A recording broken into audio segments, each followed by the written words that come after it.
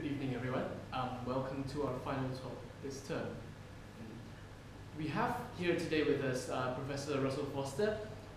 He is an expert on sleep. Not that he sleeps a lot, but he is an expert on the neuroscience of sleep.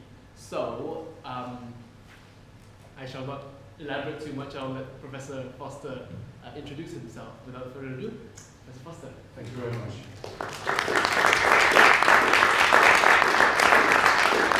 So I'm really delighted to be here, and I'd like to make this as informal as possible. So if you have questions as we go through, please stop me, wave.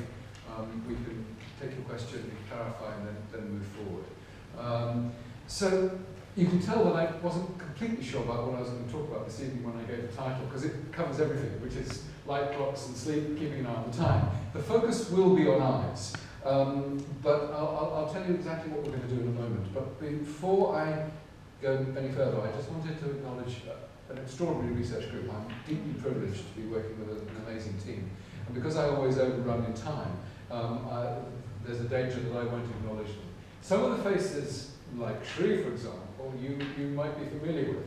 But the people who will have contributed most to this presentation, Susie Downs, who's a consultant at the Oxford Eye Hospital. Steve Hughes and Arti Yaganath, who will be, critical in some of the cellular molecular work I'll mention. Stuart Pearson, with whom I collaborate very closely on many different projects. And of course, Shri will be right at the end on the pharmacological side of things. So, the topics I'm going to cover, to some extent, will be covered. If you want more background on sleep, then I did this very short introduction for OUP with Steve Lockley, a mate from Harvard.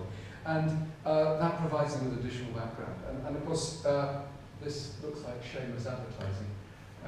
And of course it is. But once you've published a book, and you live in terror that you'll go into Blackwell's or something, you see a great pile of them. You're all there thinking, oh, great, fantastic. And then you get closer, and they've all been reduced to 50p. So there's always the chance of promotion. But actually, rather more important is the establishment of this new Sleep and Circadian Neuroscience Institute. And our strategic objectives are to understand the fundamental mechanisms of how sleep and circadian rhythms are generated and regulated. And the second objective is to find out what happens to those mechanisms when sleep and clocks fall apart, precisely, rather than just a vague, oh, well, they're not sleeping very well. And then the third area is to try and use that information to inform clinical practice, to develop new interventions and new therapies, to try and consolidate sleep. And another talk perhaps we could do in the future would be to look at the work we're doing in psychiatric medicine and the relationship between sleep disruption and mental health. And the fourth component, of course, is the dissemination broadly of this information to the community, from clinical colleagues to the non-specialists. And there's a website which is slowly being populated with relevant information, and you may want to visit it. Just do a Google on Sleep and Circadian Oxford. You don't have to remember all that lot. Okay, so what I thought I'd do in the next hour or so is consider these topics. The first section is quite long, and what I want to do is sort of embed the eye within the broader neuroscience and biology of circadian rhythms, body clocks, and sleep in general, and really talk about the discovery of this new photoreceptor system that's regulating these pivotal bits of our biology. Then talk about work that Arti led, Arti Yaganath, that was published in Cell a year or so ago, on essentially how these new photoreceptors are interacting with the molecular clock and the implications that has for something as fundamental as jet lag. Then bounce out to a sort of a lighter topic, which is essentially working against environmental time, working against the light-dark cycle, as you see in shift workers. And what are some of the health consequences of that? And that'll just sort of flag up some health issues. Then pop back into the eye again, and the implications of this other photoreceptor system, what that may mean in clinical practice, because that's barely impinging upon the consciousness of ophthalmology at the moment. And then end up with a discussion of how we, and particularly Shri, is looking for new ways of shifting and manipulating sleep wake timing, because that's becoming a critically important area, which is, again, we've got virtually nothing that works at the moment. So let's kick off with the first topic, and as I said, this will take some time. The others are rather faster. And the first point to make is that if we look across the behaviours that we indulge in across the entire lifespan, 36% of our entire lives will be spent asleep. And so in terms of time spent, it is the single most important behaviour experience. And when you compare it to general activities or work or watching TV, this is an American study, or even eating and drinking, it dwarfs everything. I was actually rather surprised to see household work, 8%. I don't think anywhere near 8% of our time in my household is spent on household work. It's a tip. But the point is, it's a prodigious amount of time, and it's really important, but it's been largely ignored. And we can talk, again, perhaps later, about the societal disregard of sleep and why we've marginalised it so much. But I just wanted to emphasise the time spent asleep. So we spend a great deal of time sleeping, but why? And so many people have believed that sleep is the suspension of brain activity and biology. Essentially, it's a shutting down process. And that's completely wrong. In fact, there are some areas of the brain that are more active during the sleep phase than during the wake phase. And we now know that key bits of our biology are occurring during sleep. So, for example, memory consolidation. Masses of information is coming in during the day, it's temporarily stored, and it's processed essentially offline. And the decision is made by the brain to integrate, to lay down in the form of a memory these experiences, and to integrate them with history, what else has been laid down in terms of memory, and I think for our species, also what we want to do with that information perhaps in the future. Remarkable. Another really key element is information processing. And this is, I think, a fantastically exciting area. Some beautiful work by Jan Vaughan has shown the importance of sleep in terms of coming up with novel solutions to complex problems. And what he did was introduce individuals to a particular task. And one group performed it in the morning, and that group performed it in the afternoon. And about 10% got the task. And in a sense, it was an iterative task, going 1 to 2, 2 to 3, 3 to 4. But within that sequence, you could pick out the hidden meaning, and then what he called gain insight, and then jump to the solution. And so the group that were introduced in the morning and performed it that afternoon, about 10% gained the insight, that saw the hidden meaning of the task. Another group introduced in the morning and then performed it the following morning, but they were deprived of sleep overnight.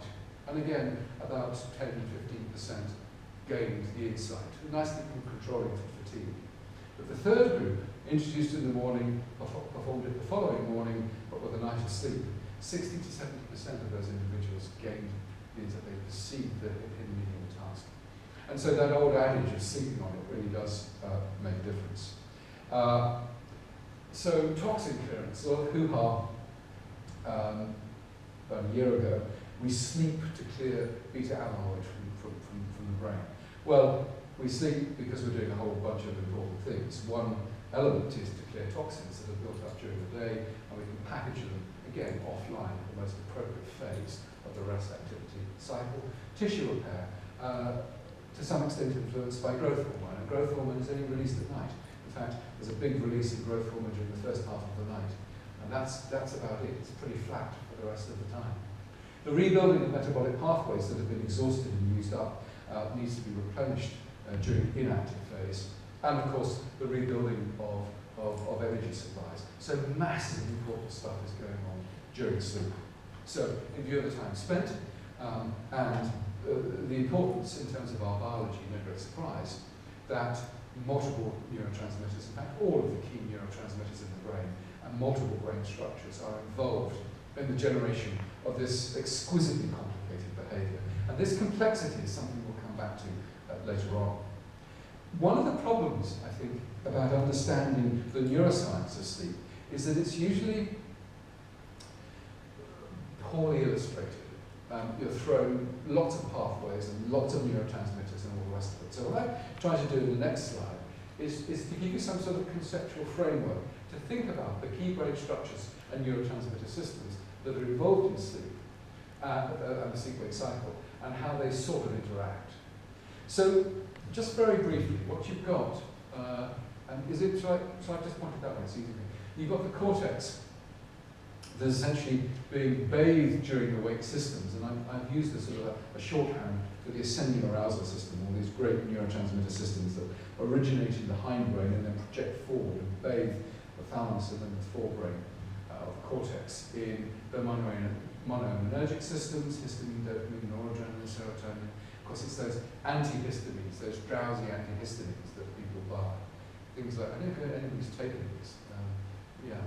It can have a massive effect because it interferes with the effect, the arousal via histamine.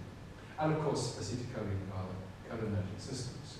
The wake systems are turned on because of a relatively small bit of the hypothalamus called the lateral hypothalamus. And it releases orexin or hypocretin. And this then is this tiny bit of hypothalamus is projecting to multiple structures and is turning this great cascade of brain events on. And it's defects in orexin or hypocretin that have been associated with narcolepsy, that catastrophic sort of tendency to fall asleep uncontrollably because of defects in that pathway there. So you've got this great mass turned on, and critically, the monoaminergic systems are turning off another tiny structure within the hypothalamus called the VELPO, or the ventrolateral preoptic nuclei. Why that's so important is because when the VELPO is actually activated by the sleep drivers, what the VELPO does is then turn off via these inhibitory neurotransmitters the entire ascending arousal system. So I don't know if you noticed the colour change there, I was quite proud of it. And then essentially it just turns off that whole system. But in addition to turning off the lateral hypothalamus, it actually projects to and inhibits the key target structures within the cortex that are receiving these neurotransmitter systems. Again via GABA and GABA. Now, as you will be aware, there's two sort of types of sleep. There's non-REM sleep, and then there's REM sleep. And there's a sort of a circuit in the mid-hindbrain producing a flip-flop every 60 to 90 minutes. It's a fascinating set of circuitry that goes between these two different states. And this, of course, is rapid eye movement sleep. You can see it in a dog or your partner, if you want, by looking and seeing this wonderful sort of oscillation of the eyes. But at the same time, you've got this wonderful eye movement. You've actually got atonia, so the individual is paralyzed, essentially, from the neck down. There are defects, actually, in this called REM behavioural sleep disorder, where this atonia is not turned on. And so people have acted out their dreams and actually murdered people and got off. There's a very recent case in Australia where somebody murdered their partner and then was diagnosed with REM behavioural disorder, and they got completely free. What's interesting here is that whilst during this big chunk of sleep, non-REM sleep, all of the brain neurotransmitter systems are turned off, during REM sleep, acetylcholine is turned on. In fact, it's at brain levels that are comparable to the waking state. There's some quite interesting consequences of that. So in the clinical setting, people are giving cholinesterase inhibitors, of course, for early dementia, Alzheimer's and dementia. And of course, they're often giving it a completely wrong time of day. There's some nausea with these cholinesterase inhibitors, so they say, well, just take it at night. And of course, what's happening is that they're driving up acetylcholine, completely screwing up REM sleep. We've got some unpublished data showing that REM sleep moves to be right at the beginning of the sleep episode, when normally it's at the end. And these people experience vivid and deeply unpleasant dreams, and then tend to pull themselves off of these drugs. So this is sort of a framework which is sort of distills the essential elements of the neuroscience of sleep, and where one needs to be aware of the various different neurotransmitter systems and how they interact. So that's the sort of circuitry that generates the sleep-wake cycle. But all this lot is further modulated and driven by, of course, key social timing, for example. What I mean by that, which is in our species, is the alarm clock. It's very likely that most of you were woken up by an alarm clock this morning. And essentially what that did was force a sleep-wake pattern upon you. And so social timing is critically important, particularly if you work against environmental time, as we'll see when we touch on shift work later on. Another really key driver is sleep pressure. It's a shorthand, and it's perhaps the most intuitive part about sleep, because it's the longer you've been awake, the greater the build-up of sleep pressure, the greater the need for sleep. And substances like adenosine have been associated with that, the build-up of adenosine in the brain. Of course, ATP is the breakdown product of ATP is adenosine, so it's a pretty good marker of activity. And when you pop adenosine into the forebrain, for example, you can actually induce sleep in rodent models. And of course, it's that pathway that is interacting with caffeine. So it's caffeine which blocks the action of adenosine, blocks the whole, so you genuinely feel more alert after drinking caffeine because you've blocked the adenosine pathway, or inhibited the pathway. Then we have my favourite driver, of course, which is the body clock, the suprachiasmatic nuclei. And what the SCN does, and I'll show you an image of it later on, is essentially impose a timestamp on this entire network of neuronal oscillations that we've talked about. Essentially, it will dictate when it is the appropriate time to be asleep and when it is the most appropriate time to be awake, and the entire brain and body will get essentially a timestamp. So let's talk about the SCN in a little bit more detail. If we flip the brain over, there's the optic nerves going into the optic chiasm, and that's the pituitary gland. I want to take a slice through there, and you see this absolutely exquisite paired structure, the suprachiasmatic nuclei. The little yellow dots are the cells, and the red are the fibers. And I would say one of the great triumphs of neuroscience fairly recently has been the demonstration that each of those individual cells can act as its own, quite independent, cell-autonomous clock. So take one of those cells out, record from it, and you see beautiful 24-hour oscillations in of itself. And so that means that there are about 50,000 independent cellular oscillators coupled within the SCN to produce what's been called a master body clock. Now, because it's cell-autonomous, it must mean then that the mechanisms that generate this 24-hour oscillation are subcellular. There's a molecular clock. And how it works, oh, sorry, and I wanted to say here that the thought is that, previously what we thought is that the master clock here, these 50,000 cells, would send a signal and then impose 24-hour rhythms in brain, lung, stomach, gut, muscle function. And we now know that that is not the case. It is not an imposition of 24-hour oscillations from this master clock within the brain. It's a coordination. What Ilya Shibler demonstrated, I can't remember, 15 years ago or so, was that essentially every cell in the body has the capacity to generate its own circadian 24-hour oscillation. And as a result, you can think of this as more like the conductor of an orchestra, producing a regular temporal beat from which all of the independent billions of cellular oscillators in the organ systems take a time cue and align their physiology appropriately, fine-tuning physiology and behaviour to the varying demands of activity and rest. Okay, so the cellular oscillator, this molecular clock, the first inkling of what it might be came from work in Drosophila, Seymour Benz's lab.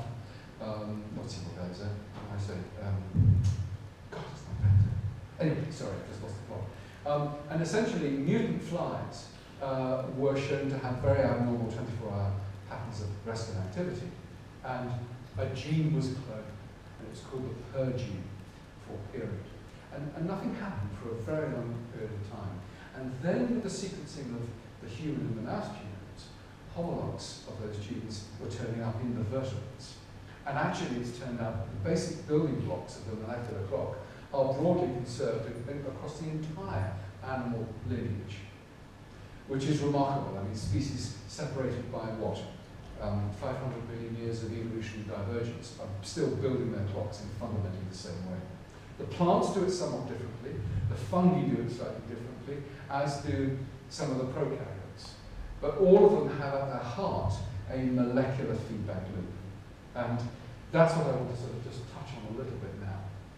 So what do I mean by a molecular clock? Well, you have a whole bunch of clock genes, and depending on what day of the week it is, you can say there are 12 canonical clock genes, or 5, or whatever. There are a large number. But essentially what happens is a protein will bind to a promoter region of these clock genes. They will then activate transcription. You get a whole bunch of proteins produced. They then assemble in the cytoplasm. And that complex then moves into the nucleus and turns off the transcriptional drive by this promoter here. So no more transcription, no more translation, protein degradation, and lack of inhibition, and then the whole thing starts again. So essentially it's this molecular feedback loop. But the critical thing is, it's the rate of transcription, it's the rate of translation, it's the rate of nuclear entry, it's the rate of protein degradation that turns essentially a switch into a molecular 24-hour oscillation. And it's this oscillation of protein building and degradation that provides the signal that then allows all these 24-hour oscillations to occur. One model, a simplified model of the various key components, is depicted here. Two of the key genes in this whole thing is an E box, which is this very important region, the promoter, which is activated, and there are per and cry genes which assemble, and it's clock B now that provides the transcriptional drive, which is then interfered with by this protein complex. And of course, there are loads of kinases and various other elements that are essential. Now, what's turning out to be really exciting is that changes in these clock genes are being linked to particular morning and evening times. Morning and evening preference changes as we get older. From the age of 10, we tend to go to bed later and later and later. In males, peaking around about 21, 21 and a half, females about 19, 19 and a half, and then there's a drift to going back to a bit earlier again. By the time you get to 55, 60, you're getting up and going to bed at about the time you were doing that at 10. So you get late and then you get early again. So that's developmentally, but there are also genetic influences. You would be unsurprised. So here we see a cartoon of a typical sort of normal sleep-wake pattern, and here we see sleep onset. And you see that at the weekends, this individual has a bit of a life, so they go to bed a bit later. Then you also see delayed sleep phase syndrome, and then of course advanced sleep phase syndrome. Well, this is the ones where we know have most detail. There's a condition called familial advanced sleep phase syndrome. And in those individuals, there's a single amino acid change in one of the per genes. It's a per protein. It's per 2. There's 2 to 3 of these for this. There's actually 3 genes. 1 and 2 are very important. And that tiny change, that single amino acid, changes the stability of the protein. And that, in fact, it makes it more stable, which in effect speeds up the whole clock.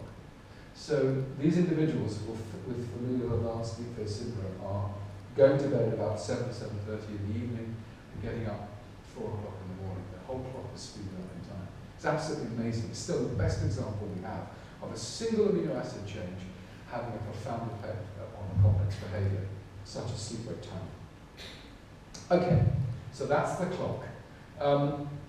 But of course, all of this temporal structure, this temporal framework, will be of absolutely no use whatsoever unless it's locked onto the external world. And this is where we begin to start the presentation. Oh, and so there's the solar oscillators. And for that, internal time is set to the external world, and in us and most other mammals, it's the light-dark cycle, which is exclusively detected by receptors within the eye. The eye is also important because it not only sets the clock, but it can have an acute effect on sleep. And And in fact, it projects to some of those structures in the brain associated with increasing alertness. So that phenomenon that we've all experienced of sitting in a dim, dark lecture theatre and falling asleep isn't necessarily due to the lecturer, but it's in fact, it's low levels of light. Raise the level of light, you increase levels of alertness, and it's via this system here.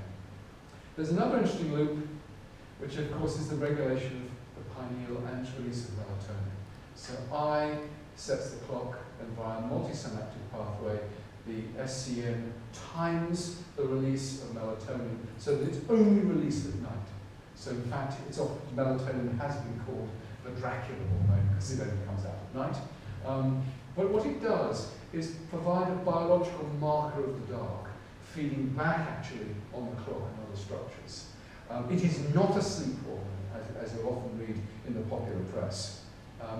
Melatonin is produced at night whether you're a nocturnal or a diurnal species. Of course, nocturnal mice have high levels of melatonin at night when they're active. Clearly, it's not a sleep hormone. And again, we can talk about melatonin and what it's doing later on. Now, the point I wanted to make is that there's immense complexity here. Disruption of the social systems, sleep pressure. Let's say you've had a big nap in the afternoon, you push back the sleep pressure, abnormal light exposure, crossing multiple time zones, for example, and all of the network that we discussed in here means that sleep is immensely vulnerable to disruption. And when you get disruption, you have big effects upon your somatic health, your cognitive health, your emotional and mental health, and all, of course, all these parameters are in turn locked together. And we'll see some examples of that later on. But before I talk about this disruption, what I want to talk about exclusively on this connection between the eye and the master clock. And just to orientate you, we have the eye detecting the light-dark cycle, sending messages to the SCN, and we see in this cartoon here that the light-dark cycle is dictating, and it is a cartoon, when the individual is awake and when they were asleep. And under normal circumstances, this rhythm is beautifully aligned to the external world. However, if there's damage to the master pacemaker, as you can get from a tumour, and we've studied individuals where the tumour has destroyed this part of the brain, then instead of that beautifully aligned system, you have completely 24-hour arrhythmicity. Now, you're saying, well, hang on, but you've got all these other peripheral clocks. What's going on? So why don't you still see rhythmicity? Well, what's happened, of course, is that you've lost this master pacemaker, which is then coordinating the activity of this multitude of billions of oscillators. And without that primary kick, that organization, then all those billions of oscillators drift apart. So at an individual cellular level, you can get 24-hour oscillations. But the collective behavior or physiology of the organism is absolutely uncoupled and arrhythmic. So that's why destroying the master clock has such a profound effect upon behavior. But we're talking about the eye, and I just want to sort of illustrate very importantly what this means, which is if you have no eyes, and that's all mammals that have been explored, then the ability to align the clock to the external world is gone. The clock will keep on ticking, but it ticks with its own endogenous period. For us, our body clocks tend to be a bit longer than 24 hours, so without an eye, we tend to get up later and later and later and later each day. What the light-dark cycle does is force this slightly longer than 24-hour endogenous time, endogenous day, to be exactly the same as the external world. That's the nature of entrainment, and that's what I really want to talk about. So here's where I got into this. Because, of course, the familiar function of the eye is image detection. What we have in this extraordinary, exquisite organ is the ability to detect an object against its background. And what the eye does supremely well is provide us with a sense of space. But, of course, we're asking the eye to perform another completely different sensory task. That is to grab an overall impression of the amount of light in the environment, to give a measure of brightness over long time constants, and sending that information to the body clock to say, this is the amount of light, and that this is approximately what time of day it is. If you think about it, they are radically different sensory tasks. And being taught by a sensory biologist as an undergraduate, when I first became aware of this dual function of the eye, it just didn't make sense. Particularly when you think about these tasks in a bit more detail. The circadian system, the clock systems, sum light information from the entire visual space. It doesn't really matter where that light is coming from. It's important to the clock. Whereas for the visual system, it is only light in a particular region of space, mapped onto the back of the eye and then the visual cortex, that makes sense, that can make vision. So you have brightness detection versus radiance or light information in a region of space. Utterly different tasks. This clock is, as we'll see, really quite insensitive to dim light. Light at which we can comfortably read by is not going to have a big effect upon the clock, whereas the visual system has what? 10 log units of dynamic range. It's extraordinary, to the very dim, to the very bright. The circadian system is insensitive to short duration stimuli, whereas, of course, the visual system can only be sensitive to ultra short stimuli for it to work. And then finally, the circadian system can integrate light information over really long time constants, whereas the visual system has to do it over the millisecond range. So you can give the same number of photons in 5 minutes or spread out over 45 minutes, and the clock thinks it's broadly the same information. So the point I'm trying to make is, how the hell can the understood functions of the visual system, the rod and cone system, actually also give rise to reliable irradiance brightness detection? And that was the problem that haunted me for quite some time. And so we started with really crude experiments. This is in the early 90s. And we decided to take mice with either hereditary or genetically induced retinal disorders, leaving, now just to orientate you, these are the rods and cones, the visual cells. This is the inner retina, of course. These are the ganglion cells that give rise to the optic nerve. And so we took these mice with varying insults to their rods and cones, where in most cases there were a few photoreceptors left, but in a pretty sorry state. And these mice lacked any form of image detection, any classical visual responses to light. And what we decided to do was pop these mice into a little wheel.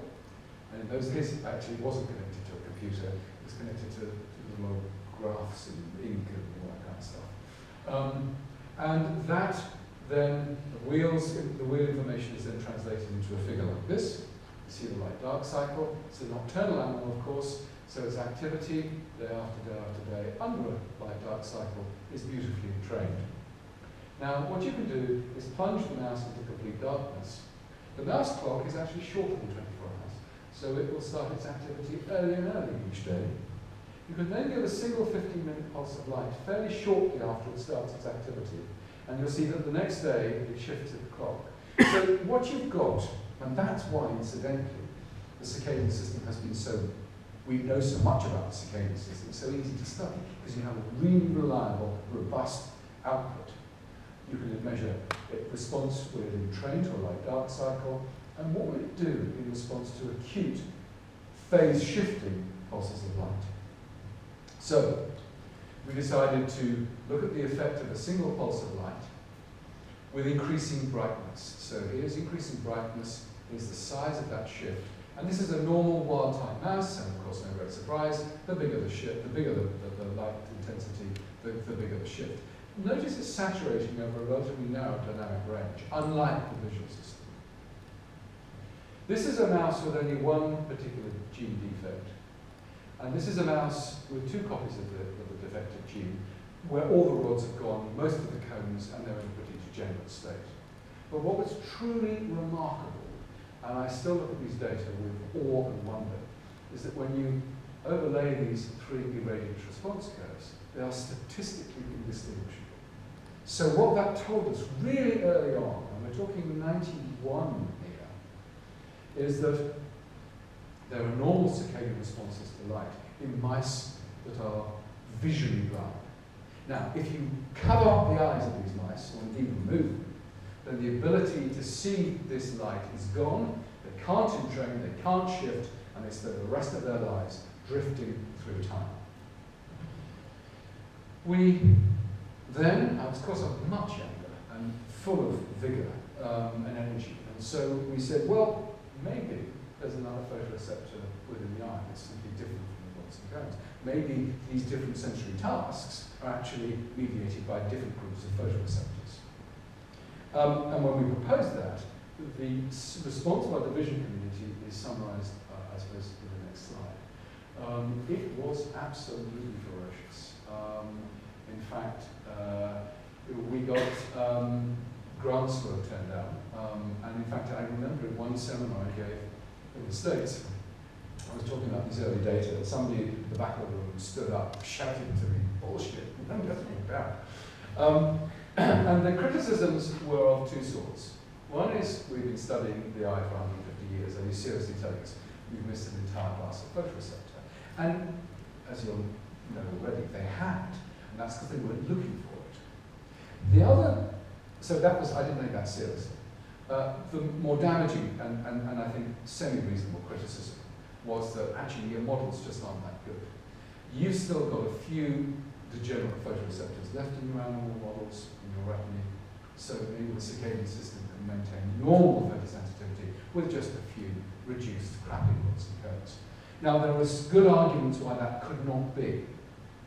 The irradiance response curves overlaid perfectly, and you would expect it to shift left or right in any dash response curve. So that didn't make sense. On the other hand, it was an issue that haunted us, and so what we decided to do was generate actually a completely rodless coneless mouse by taking a naturally occurring genetic mutation and combining it with a transgenic animal which eliminated all the cones. So the entire photoreceptor layer was lost. So what happened when we gave it a pulse and trained it to our intense pleasure? These are the irradiance response curves. Brightness here, shift here, here's a mouse with no rods and cones, and here's the wild type on the same genetic background. So what we could say, oh and yes, we looked at other assays as well. I mentioned pineal melatonin, and that melatonin is released at night. What you can also do is give a pulse of light, and that will suppress melatonin for the duration of the light pulse. And we looked at how effective light intensity was at suppressing the melatonin, and in the rodless coneless mouse, we could fully suppress melatonin in the absence of the rods and cones. So we had two very independent assays of this photosensitivity. And what we could say is that the rodless coneless mouse has allowed us to conclude that there's a third photoreceptor system within the mammalian eye. And it also provided a conceptual framework to tell us what those receptors are and what else they're doing. And I don't have a lot of, I won't spend a lot of time on this, but there's a whole other talk could have been on the physiology and signaling pathways of these new receptors. In fact, they're mediating a very broad range of different responses to light. So, if it's not the rods and cones, then what the hell is it? We now know that there's a small number of ganglion cells which are directly light sensitive. They are photosensitive retinal ganglion cells. The way we showed this in the mouse was to take the rodless coneless retina and then load it up with a calcium sensitive dye and then turn the lights on, and you could look at this retina in the dish and these ganglion cells would light up. Now, again, I won't tell you much about this, but I just want to allude to the fact that there's great diversity in these ganglion cells. I think we all, to begin with, thought they would all be a uniform type of ganglion cell and they would just respond in a specific way. Some respond in a sustained way, as you might predict. This is about 60 seconds while the lights are on. They show a nice response. Others turn off while the lights are still on. And there's another group where the lights go off after 60 seconds and they continue to signal light for another 20 minutes. They've remembered it and they're signaling light. So this is not a simple system. It shows real complexity and actually anatomical diversity. And a big chunk of what we're doing in the lab is to try and tease that apart. But let's get back to the basics. What's the light sensitive pigment? When we started this, we knew, well, we didn't actually know this. I mean, the known photopigments within the mouse eye were all based upon an opposite vitamin A. So you have this 7-transmembrane protein and a specific form of vitamin A. The first stage is of light detection, absorption of a photon by 11 cis, undergoes a conformation change to the all-trans. That ultimately changes the disposition of the alpha helices, and you ultimately give rise to a membrane change in the cell.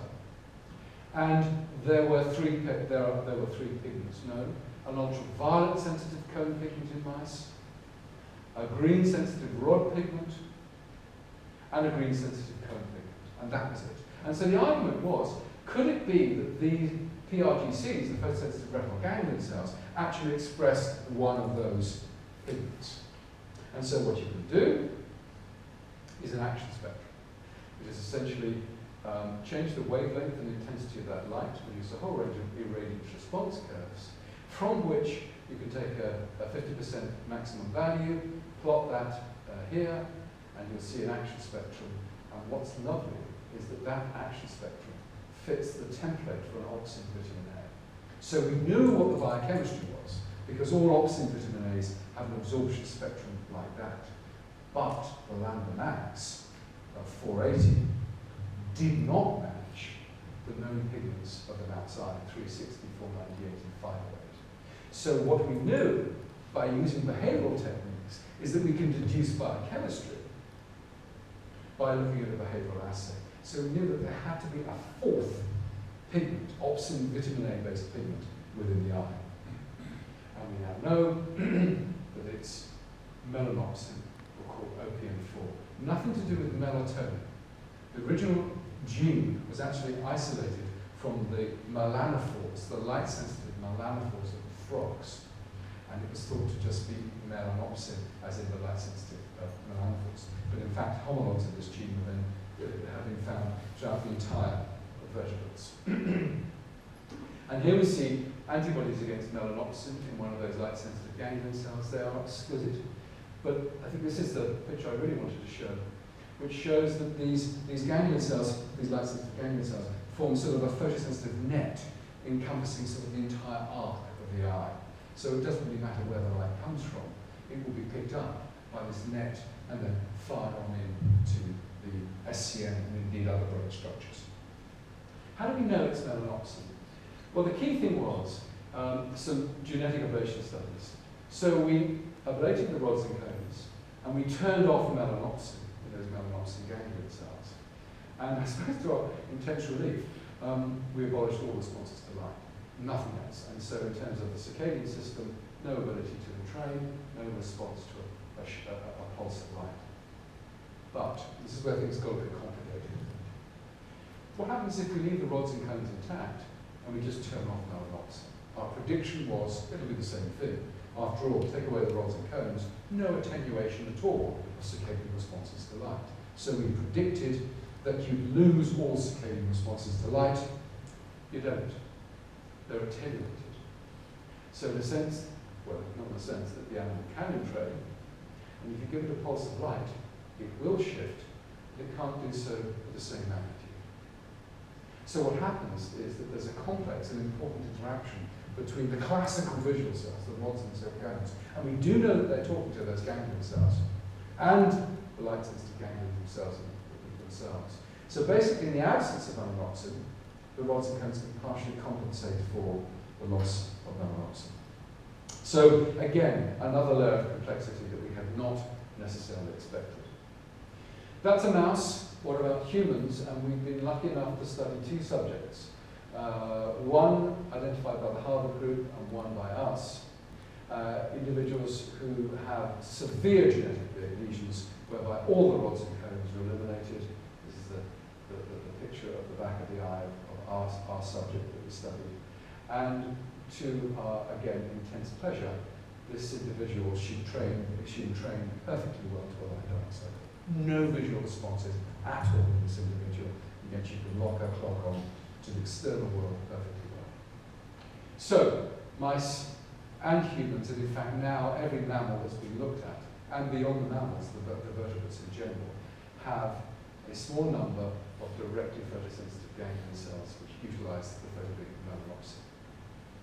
Okay, so that's the discovery of this new photoreceptor system within the eye. Any questions? Are we all happy and comfortable? happy or comfortable, but no complaints so far. Right. So now I want to really go over this sort of study that we published fairly recently. And as I say, it was led by Artie and Stuart. And we talked about the molecular clock and its complexity and all the rest of it. And the big question that we wanted to address here was, how do you get that extraordinary molecular oscillation that's ticking away and ultimately being translated into rhythmic 24-hour behaviour? How do you actually align it to the light-dark cycle? Because it's no good unless it's aligned. We knew that the eye is releasing two neurotransmitters, glutamate and PACAP. And it's that is in some way forcing internal time to the external world. But how? What we also knew before we started was that here's our e-box driving clock and B-mal, as I said before. But there's a Cre element in the promoter region. And what happens is that in response to light, phosphorylated Cre binds the Cre onto the promoter and then forces essentially transcription of pER. That upregulation of pER allows entrainment and the acute phase shifting responses to light. But, and we knew that for 10 years, but of course it had to be so much more complicated than that. Because we knew the effects of light on the clock are limited. And what I mean by that, of course, is that, we've got those dose response curves we've just been looking at.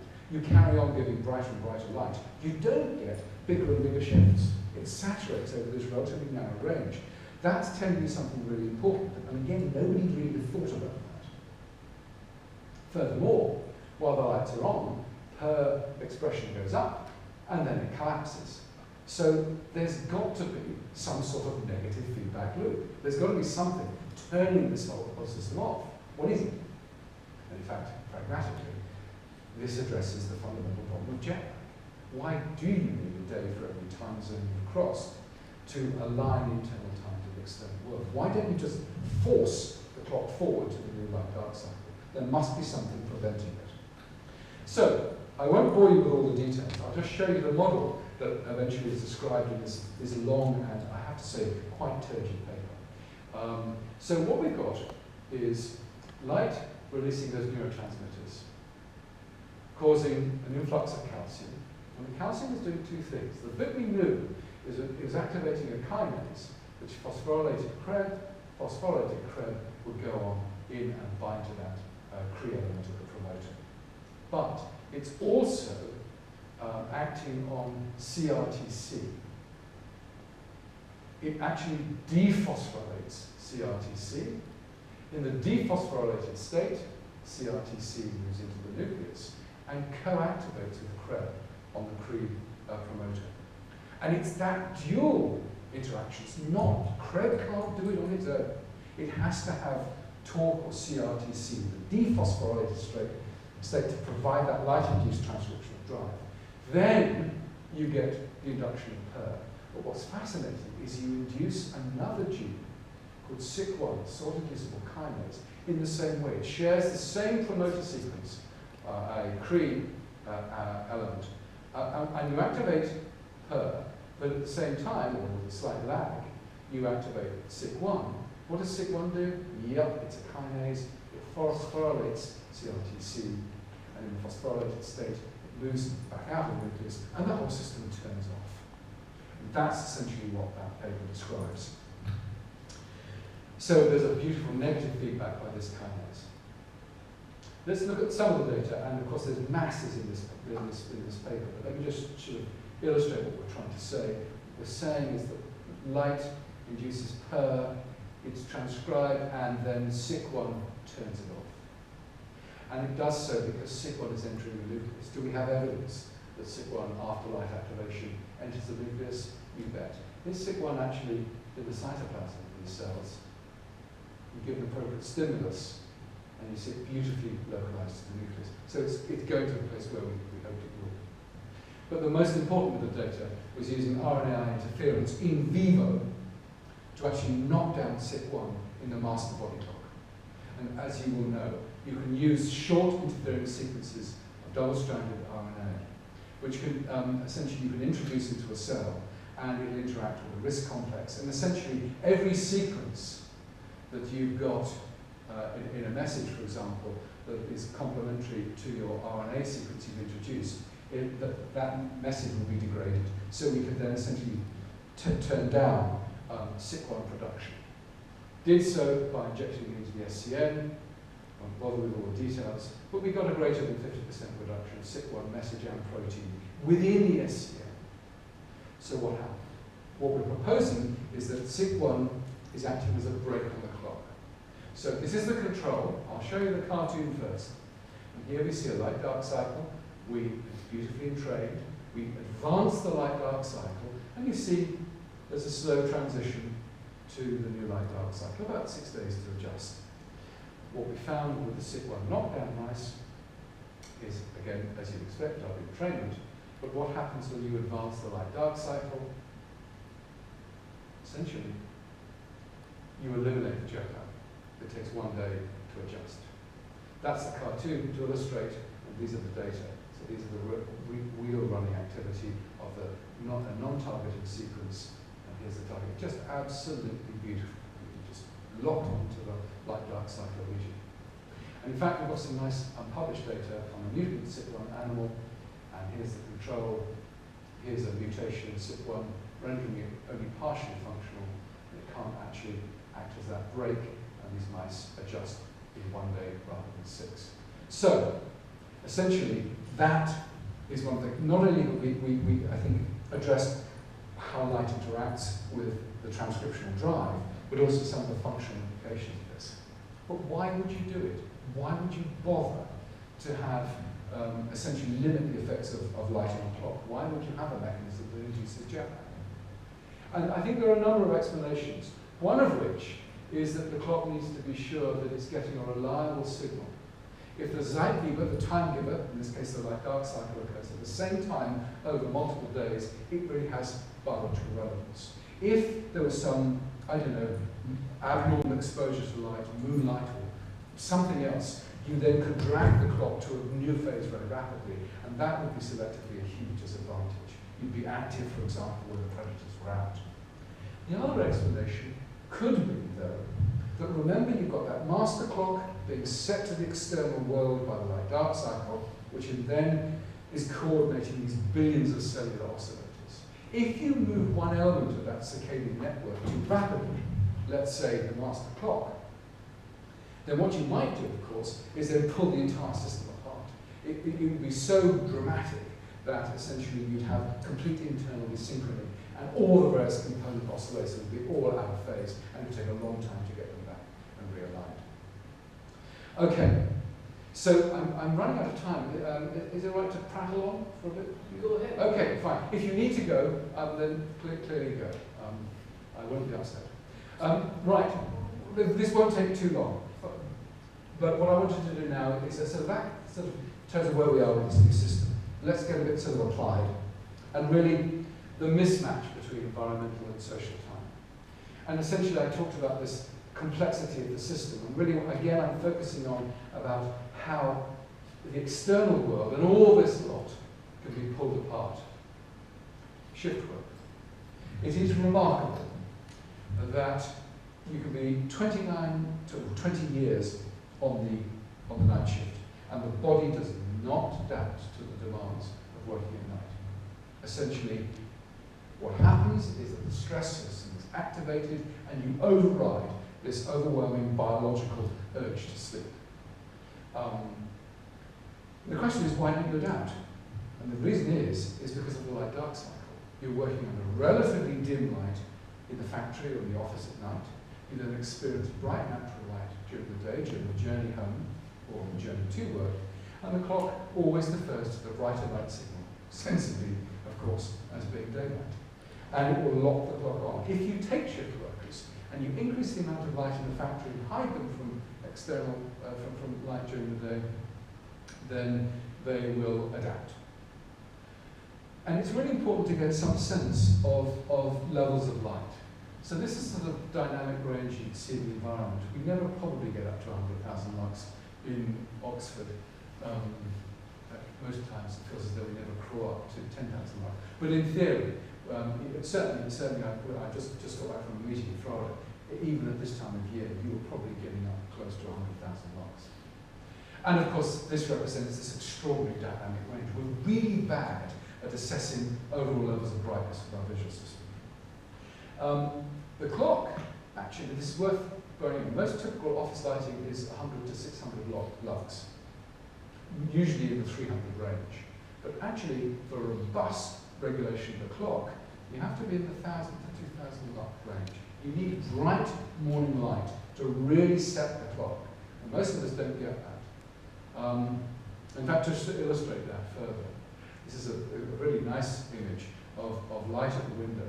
And at the window, you know, on a bright sunny day, you can get 4,000 lux, no problem, which would be more than enough to shift the clock. You move actually a short distance into the room, and it drops very, very rapidly to be less than 200 lux. And as I say, most of us live in dim, dark caves. There's a lovely experiment done by a colleague in the Netherlands called Aus van Sumeren. And he went into the nursing home environment, and he increased the amount of light in the living areas to about 2,000 lux, and darkness in the bedrooms at night. And he turned really ragged sleep-wake profiles into much more robust sleep-wake profiles. And actually, having improved sleep, he also improved cognition in these patients with mild dementia by 10%. So the light advantage is really important. So, okay, what are the consequences of working against the internal day, as in shift work? Yeah. Well, with the data that you were showing in the last slide, and your point about Florida, control for economics, do you see lower amounts of dementia in the same age group people closer to the equator? It's really very interesting because the prediction will be something like that, where you have better sleep in nursing homes in Florida than you do in Oxford. As it turns out, most nursing homes are very badly designed, and there isn't sufficient light. In fact, studies have been done in California showing that on average, an inmate of a nursing home will get less than 2 minutes of natural light exposure every day. Remember what's going on? I mean, I think if you've ever been into one of these places, they are most intensely depressing. People are sitting in there in the television room under dim lights. It's almost criminal. Anyway, but there's something we can do about it very easily. Okay, what are the consequences? So I kept prattling on about this connection here and disruption and sensitivity and all the rest of it. We're talking big health issues. A suppressed immune system, vulnerability to cancer, cardiovascular disease, diabetes, memory, creativity, attention lapses, microsleeps, mood instability, increased anxiety, stimulant and sedative use, and increased levels of impulsivity. And just let's illustrate some of those issues, and let's deal with microsleeps and attention in shift workers. Well, not all shift workers, but certainly people who are active out of their normal pattern of the day. So, in the USA, 100,000 crashes every year are related to sleepiness, a huge cost. In 1989, of course, there was the Exxon Valdez, that oil tanker that went aground off the northwest coast of the States. And everybody said, oh, it's because the captain was drunk. Yes, he was drunk, and he was asleep in his cabin. In fact, what was happening is that they were telling this poor, tired, inexperienced pilot to turn the bloody boat, and he just couldn't process the information. And this, of course, Exxon shipping company was criticised for failing to provide a resting crew. They had the time to do it. It was essentially human inability to respond to that set of circumstances. The tragic Air India Express accident, and they heard the pilot was actually snoring shortly before he brought the plane down. That disastrous, that just microsleep, just catastrophic before his sleep. And the most, of course, terrifying of all was the Chernobyl explosion, where a big chunk of Eastern and indeed Western Europe was covered in radioactivity. And this was a bunch of night shift workers jockeying around in the middle of the night shift, disinhibited, unaware of the consequences of their actions. Saying, well, I wonder what happens if we do this, and boom, that's it. It is extraordinary. And the International Nuclear Safety Group determined that it was human error related to sleep deprivation, which is a major reason in this case. This is a brain fully rested, performing mathematical tasks, and we're looking at fMRI. And you see lots of areas of the brain lighting up. Same person who has been sleep deprived, I think in this case for only 24 hours. And this is the level of brain activity. It really is a beautiful illustration of how marked the loss of brain function can be with lack of sleep. And the huge problem is that brains like this, tired brains, do this. So the alarm clock drives you out of bed. And the second thing that the tired brain will ask you to do is seek out caffeinated drinks. If it's a really naughty tired brain, it'll go for a ciggy, because nicotine is actually great at staying on task and stimulating.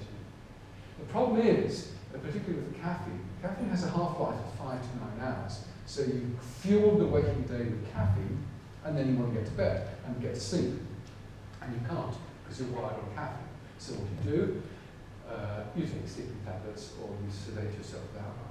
And the critical thing is, yes, you will sedate yourself. This is not biological sleep. In fact, some of the critical processes going on in the brain during sleep are actually inhibited by alcohol and sedatives. The gentleman here is nodding vigorously. Does this reflect your daily activity? Sorry, I'm putting you on the spot. You don't have to answer that, but I think you recognise what's going on, don't you? Yeah. Okay. And we associate that kind of activity with adults, but I think what's so terrifying is that this is the kind of thing that's going on in school kids. There's a project we've got on looking at teenage sleep as part of the institute.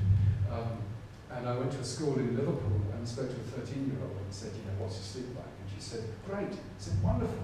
What's your trick? Because most of your friends here say that they have awful sleep, can't get to sleep, and all the rest of it. And she said, no, it's easy. I just take my mother's sleeping tablets. And I then said, well, how do you manage the next day? And she said, well, it's not great, but after about 3 Red Bulls, we're going. And here's a 13-year-old developing plastic brain that's been essentially insulted with these stimulants and sedatives. We talked about antihistamines. This is, I don't know if I should draw your attention to this or not, but Phenergan, it's sold over the counter. And it is a really quite effective sedative. Many people are self-medicating on the drowsy antihistamines. And if you want to waste the weekend, and I really waste the weekend, take one of these on a Friday night and just see the impairment you have the next day. I did it, and it was shocking, actually. You could buy this stuff, over the counter. Anyway, that's my private world. Let's talk about appetite very briefly. And this is an insulting cartoon, but it illustrates the point.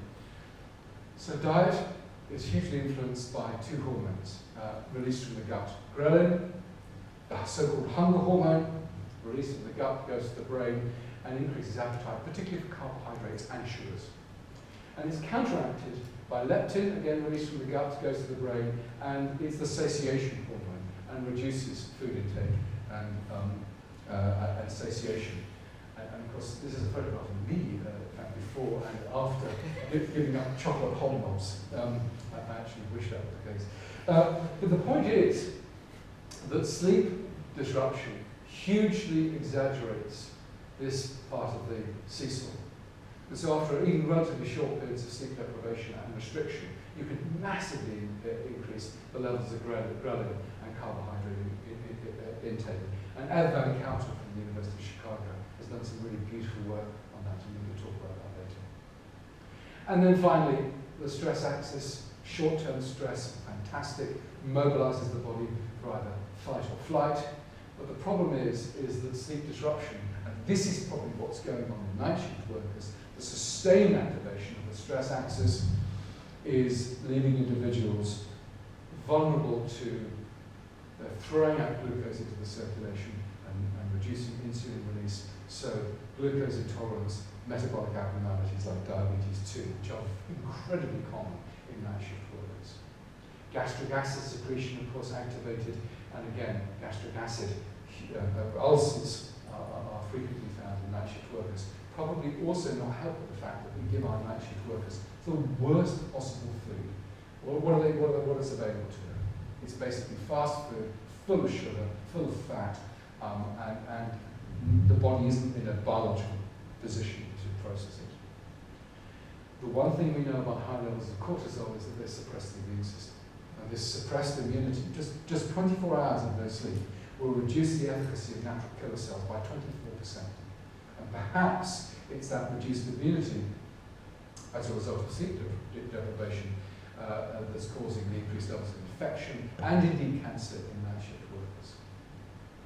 Cardiovascular disease, of course, as a result of sustained increase in blood pressure, very common in night shift workers. And then finally, of course, sustained levels of cortisol release, which will also impair memory formation. So this is some big stuff here as a result of working against the internal time and the appropriate light dark cycle. Okay, so let's move, and again, I'm overrunning horribly. I'm not quite sure how I managed to plan this so badly. But let me just go through the last topics briefly, but if you do need to go, of course, please feel free to go. Clinical ophthalmology.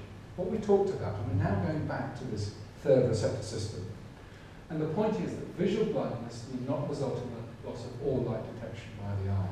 But what is truly extraordinary is that despite the fact this has been now known for over 10 years, sleep and 24-hour abnormalities are essentially ignored in clinical ophthalmology. And I've been very, very lucky to work with my colleagues in the Oxford Eye Hospital, most notably Susie Downs. And we've been asking some very straightforward questions. What is the impact of ocular disease on human sleep-wake biology? So many different patient groups are coming through the doors in the Oxford Eye Hospital, and we're asking them to fill out questionnaires and do various other tests. And you'll be relieved to know I'm not going to go through all of these experiments. That would be a session in of itself.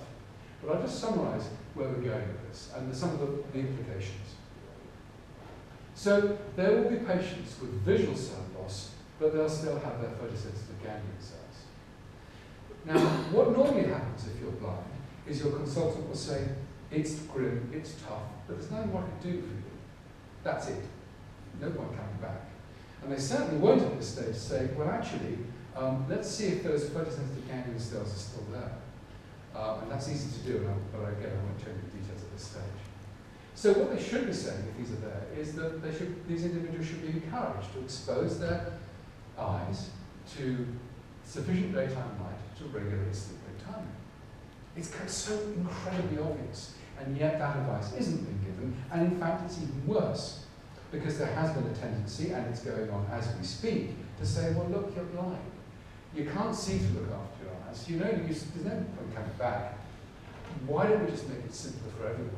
And we'll just pop the old eyes out and pop one of those in, or a couple of those in. And that's being done without checking to see if those ganglion cells are still there and working. So what you're then potentially doing, they've already lost tragically their sense of space, but then you're depriving these individuals potentially of their sense of time. They'll end up with essentially unlimited jet lag for the rest of their lives. And in the same way, of course, there will be patients who will have their visual cells, but they'll suffer loss of near brightness. So, for example, advanced with acute glaucoma, raised intraocular pressure. So those cells will be lost. And again, not all is lost. Those individuals can be given some sorts of medications that can sort of help consolidate their sleep-wake timing. As we said, there's bugger all out there, but melatonin, 3 milligrams of melatonin at 11 o'clock at night can partially stabilize the clock in the absence of any other light-dark cue. So it's a sort of, remember, it's that biological marker of the dark. And so it can just about be useful. But really, it's the new drugs where I think the future lies for these individuals. And not only people with eye disease, but as I sort of touched on right at the beginning, individuals, many individuals with psychiatric illness have appalling sleep-wake rhythms. So the point is that clinical ophthalmology should appreciate that the eye not only gives us a sense of space, but also a sense of time. And potentially we're talking about 500 million people worldwide that could benefit from this information. And in the last few slides, we talked about drugs, what's on the horizon. And this is work that's being done by Sri in the group in the SCNI. And essentially, what we're doing is translating the fundamental biology, this knowledge of the signaling pathways. How does the eye interact with the molecular clock? To think about ways in which we might want to do it pharmacologically, a pharmacological mirror, for a mimic of light. And so what Sri has set up is some cells with a A reporter gene is the clock gene, which of course is turned on and off in a 24-hour pattern. In this case, it's got a reporter, so we can see a 24-hour glow rhythm, which has been speeded up here. And we've got 384 well culture plates. And what you can do then is pop in drugs and see if you change the rhythm of these individual cells. So what happens is you get all of these cells ticking away in the dish. This is the sort of pattern that you get. So beautiful 24-hour oscillations, and really exquisite clock in the dish that you can see. And so that this is a trace of some of these patterns. So here we have this pattern with a vehicle. And these are actual results, but I'm not telling you what the drugs are. Here's a drug that's caused a very big delay, and here's another drug that's caused a big delay. So that's really exciting. So you know which one that is, do you? Yeah. Yes, you do. I don't care if you do. I mean, it's just that we haven't published it. And then, of course, that's great. That's a clock in the dish. But what's the next stage? It's delayed in the dish, but what about it in the mouse? And what's been so exciting, and the thing that I like so much about the breadth of expertise in the group, is that we can go from the pharmacology, and we can go straight to an animal model. And what's very pleasing is that both drugs shift the animal's body clock in exactly the same way as you predict from this clock ticking away within a dish. So I genuinely feel that we have some exciting ways of going forward to manipulate, to essentially provide a pharmacological mimic of light. And we can not only draw upon the knowledge that we have of the way that light interacts with the molecular clock, but we can also take a brute force approach. And so what Shri is also pioneered is this whole idea of reprofiling. So because it's such a high throughput screen, 384 wells, you can screen large numbers of drugs simultaneously. There are 6,500, is that correct? About 6,500 FDA approved drugs. And so far, I think we've screened 1,500, is that right? That sounds about right. And of those, a significant, about 15 are having a big effect upon the clock. So these are already FDA approved drugs, and as you know better than most drugs have 4 to 6 different pharmacological targets. So we could actually, with this sort of setup, go from a result that I've shown you to a mouse to a human relatively quickly. So I think within a relatively short period of time, we'll have something that will be of value to a large number of patients around the world. So, what have I covered? My God, have I really been talking for that long? I do apologise. We talked a lot about the discovery of this new photoreceptor system and how it's embedded in such an important area of our biology. 36% of our biology is sleep biology. Then this mechanistic understanding of how does this light interact with the molecular clock? How do we actually change behaviour so that the internal and the external worlds are aligned? And then we talked about essentially the health consequences of working against the internal day. Shift workers are locked onto the light-dark cycle like the rest of us, and they have to force their biology to be functional when actually their biology wants to be at rest. Also, the fact that we have a third photoreceptor system, we can be visually blind but not clock blind, means that clinical ophthalmology must now take this into account and assess both functions of the eye, the eye's ability to give us a sense of space, and then the eye's ability to give us a sense of time. And then ultimately we talked about some of the ways we're trying to find pharmacological mimics of light. And I think that's a very exciting collaboration with people like Shri in pharmacology. Sorry to have gone on so long, and thanks for your attention.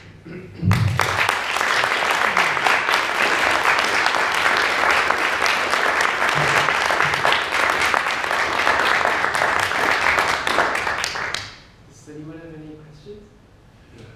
Why can't animals evolve to do without sleep? It's dangerous for any animal to be in deep sleep. Some marine animals have to have messy workarounds. Why is it so hard? Okay, so the way that we've tried to sell and understand sleep is completely wrong. There's been the hunt for the single biological explanation for this extraordinary behaviour. And I think we need to dissect the question, or asking two further questions. Why has all life essentially evolved a 24-hour rest activity pattern? and then what's happening during the inactive phase that we call sleep. So if you think about the early evolution of life on Earth, it had to make a very important decision of whether it was going to be day active or night active. And of course, as one's evolved, one's had to evolve specializations that allow you to function optimally within that environment. You can't be a generalist. There is no organism that I'm aware of that can function effectively across the entire 24-hour day when it's exposed to a light-dark cycle, for example. So, you know, the obvious sort of parallels, a lark versus an owl. You know, all the wonderful sensory specializations of an owl to function with dim light versus, which make it essentially a liability if it's active during the day. So once you've made that evolutionary decision to be active at a particular time of the light-dark cycle, you then have to say, well, hang on, I've got to perform a whole bunch of essential housekeeping functions. So if I happen to have a big brain, I've got to grab that information, and then I can't process all the information at the same time as I'm receiving it. So I'll do that at a different time. If I'm going to clear toxins, it makes an awful lot of sense to clear those toxins after they've accumulated during the active phase. So the point is, there's a whole bunch of essential housekeeping functions that the body has to perform, and they will be allocated to the most appropriate phase of the rest activity cycle. And we call that, of course, the inactive phase of the rest activity cycle, sleep. And so I think sleep is not a biological response to a single requirement, but is essentially a period of inactivity during which we are not best adapted to be erect, to move around our environment, and during which time we perform a whole bunch of essential housekeeping functions. So you can't not have an inactive phase in a sense, because you're going to have to perform essential housekeeping functions where you're sort of not moving around your environment to which you're poorly adapted. So I think that's the way to think about sleep and functional sleep. I don't know if you want to come back on that. Well, the question of why it's impossible to perform those housekeeping functions without being asleep, when there are animals, particularly marine animals, that would certainly have a strong incentive to be properly awake all the time if they could. But they're not. I mean, that's what's so extraordinary. I mean, one of the classic environments is the reef environment, where you see this same physical space occupied at different times, you know, except you have that wonderful twilight period. The transition between over twilight is where no animal is particularly well adapted to that rapidly changing light condition. And actually, if they emerge during that time from the reef environment, they tend to be predated very easily. So there's a huge selection to be optimally adapted to work at a particular time in a particular physical space. Yes, not for everything deep in the sea, for instance, and there are creatures that have been deep in the sea for enormous geological lengths of time. There is no day-night cycle. Well, why can they still not have it? What's interesting is that we don't have any measures of their 24-hour biology.